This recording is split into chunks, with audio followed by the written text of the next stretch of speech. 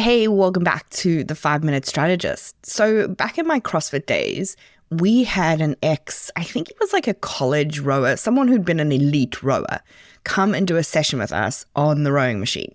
He showed us the correct technique, the coordination between the push of the legs and the pull of the arms, and the posture that you needed so that you didn't destroy your back every time you jumped on the thing. And I can remember the feeling of it clicking for the first time. And suddenly the rower wasn't as much of a cardio enemy for me as things like the assault bike and running steps. It became something that I could actually work with, that I could see myself improving on. And this is the secret to efficiency.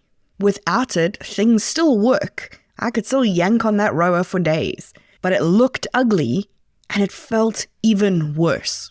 But as soon as efficiency clicks in, everything suddenly feels exponentially easier. So why is it so hard to figure out in our businesses? Well, when I was on the rower, my body was giving me constant feedback.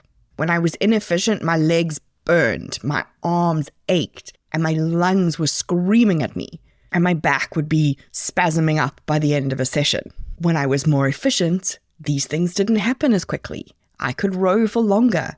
I could see that I was exerting more power, that I was racking up the distance faster. But what happens in our businesses is while we all pay lip service to how efficient we want to be, we're not actually tracking it. And if you're not tracking it, you can't improve it. And if you're really good at it, you can't spot when you go off course and correct it quickly.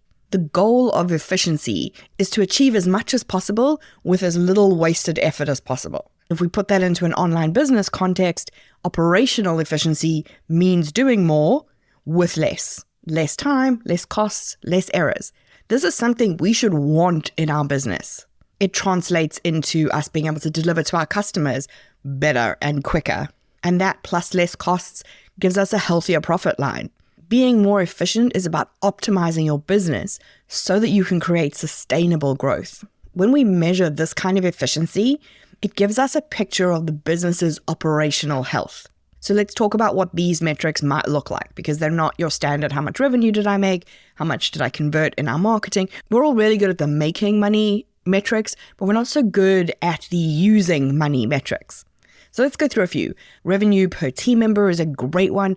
This can highlight overhiring to you really quickly. When you see that start to tank, you know you're bringing people on who aren't creating more revenue. And they can create revenue either by actually being revenue generators, like they could be salespeople, or they could be people who create capacity in your program, or they could be someone who creates capacity for you to go and generate revenue.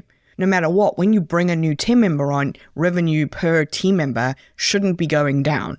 They should be contributing to revenue. You can look at things like net profit margin. That's telling you the percentage of profit over your revenue.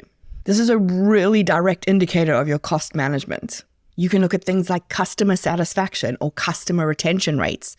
These tell you how well you're delivering to your clients, and these tend to correlate with you being an efficient business. If you're an inefficient business, customers are waiting around for stuff, or they're not getting stuff at the level or the standard that you would like them to get. So it's a really good indicator. One that I love is capacity. I love to know how much capacity my team have versus how much they're using. This gives me an indicator of where I can scale up, but it also gives you a really good indicator of where burnout might start to creep in, because people shouldn't be at 100% capacity utilization. And then you can look at quality control style metrics. So in an online business, that's going to be things like refunds, how quickly you deliver something, if you're doing done for you, the quality of your deliveries, how many complaints are you getting?